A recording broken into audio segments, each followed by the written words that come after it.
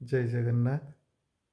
पुरी, भुवनेश्वर, कोणार्क आदि आमर जेते तीर्थ सहर, ये सब तीर्थ सहर जो सब होटेल अच्छी से समस्त को अनुरोध जे से माने आसंता काली बा ई समय रे डिसेम्बर मासर शेष सप्ताह रे सांता क्लोज बा ख्रिस्टमास ट्री ये भली जो सब मूर्ति तैयारी करिकी पर्यटक मानक आकर्षण करिवार चेष्टा करती से चेष्टा करेनि से माने वरं जन्माष्टमी समय रे नंदराजांकर प्रतिमूर्ति गढ़िवे, यशोदा मांकर प्रतिमूर्ति करिवे, खूब लड्डू बांटन्तु।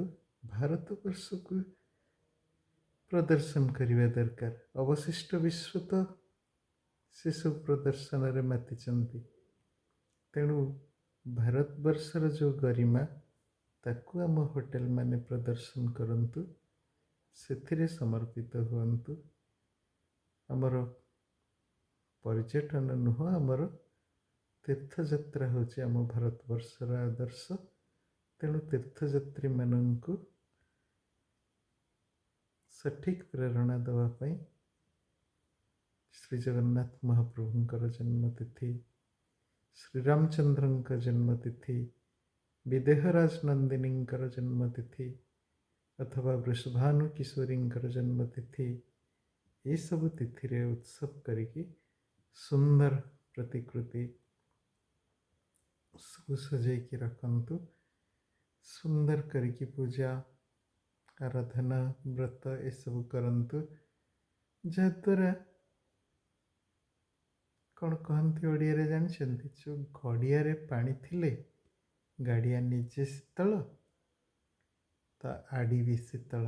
अर्थात जदि शांतिर वातावरण आम तैयारी करने को चाहूँ ताहले आम असीम ईश्वर सहित संयुक्त होकर रहबू।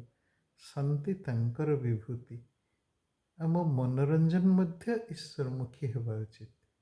एथिपाई कहूची जदि आमे आमर मनोरंजन को भी ईश्वर सहित संयुक्त करिपारिलु ताहले गाड़िया तो पानी रहिला, गाड़िया पानी रहिले गाड़िया निजे ठंडा, तार आड़ी भी ठंडा, सब पशु पक्षी जीवजंतु केते जो पॉन्ड इकोसिस्टम कहनी से भली केते जीवजंतु को शीतलता प्राप्त हो। तो कहबार उद्देश्य भारत वर्षर जो सनातन हिंदू धर्म या तो ख्रिस्टियन मैंने प्रचार करूना कि या प्रति से मैंने को सौहार्द्रपूर्ण मनोभाव रखुना से मैंने कौन केबे जन्माष्टमी रे करुचंती कि नंदरायजींकर प्रतिमूर्ति बा यशोदा मांकर प्रतिमूर्ति तो आमे कहीं प्रभु जीशुंकर जन्मदिन एत व्यतिव्यस्त। भारत वर्ष रे हजार हजार ऋषि अच्छा